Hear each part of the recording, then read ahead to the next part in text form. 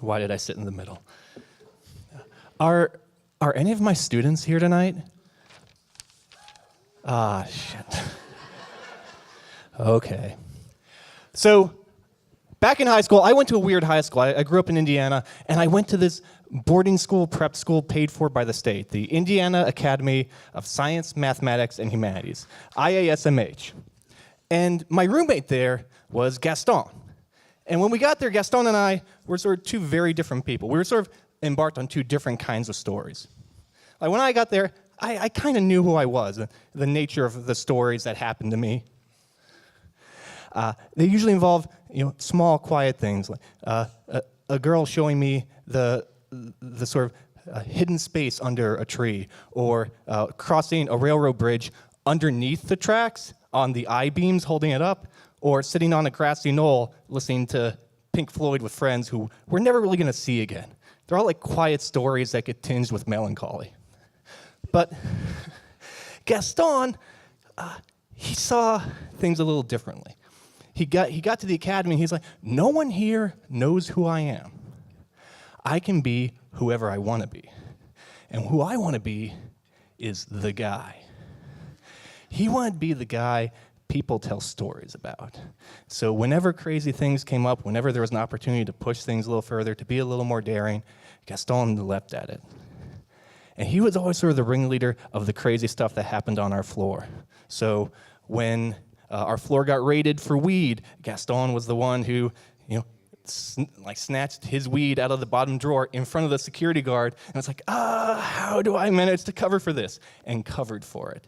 He was the guy who removed the panel in the bathroom that led to the showers.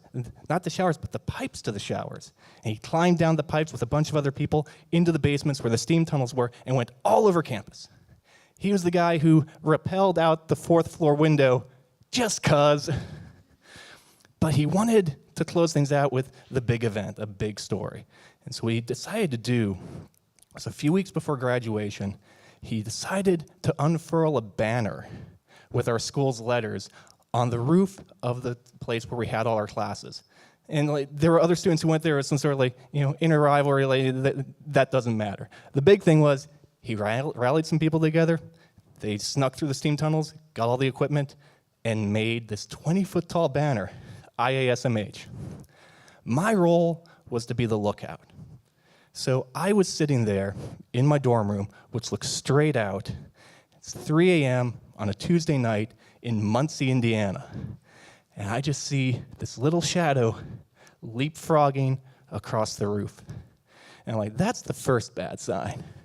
Because we've all studied physics, and gravity exists, so that can't possibly end well. But no one fell. And then, as I'm watching, as I'm waiting, I suddenly start hearing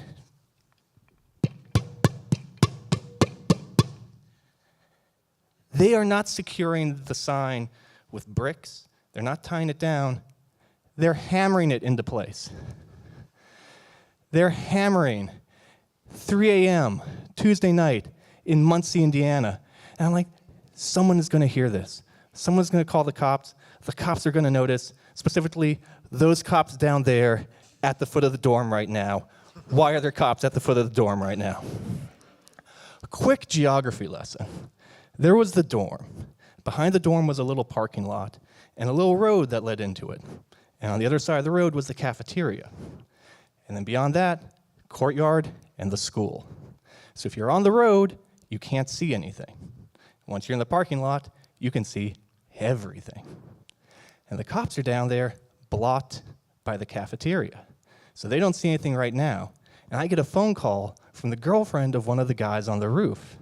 And she says, yeah, the cops are there because some creeper was bothering girls on the first floor, and so that's what's going on. And I hear the cops say, hey, what's that sound? As the hammering continues.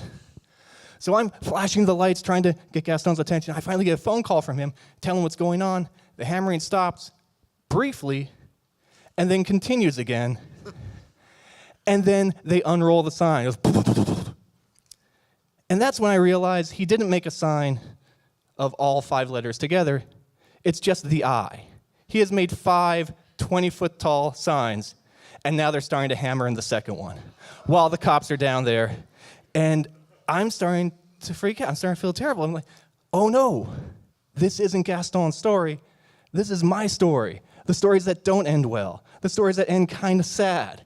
Because my friend, who's wanted to be the guy, who's been daring, who's been trying to do interesting things and have stories told about him, now the story's going to be he got expelled 2 weeks before graduation. And the phone rings again, and it's the girlfriend again, and she's giving me the update about the cops. I'm thinking, like, it's over, it's done. And like she's going to say, like, they noticed. And she says, yeah, the cops they're done with the guy, and they're backing out. And I said, tell me that part again. Because if they drove around, they would see the signs, they would hear the noise. But if they're backing out, they're not going to see anything. And I looked out the window, and sure enough, the cops were doing the more complicated move of reversing out of the road. And I saw the A unfurl. And I realized, he's done it. He got all the letters unfurled. At the prom 2 weeks later, the principal asked him, how did you do it? If you tell me how you did it, I'll let you get away with it. But Gaston knew at that point, he was the guy. He's not the guy who tells the stories about the guy. He's the guy. And he danced away.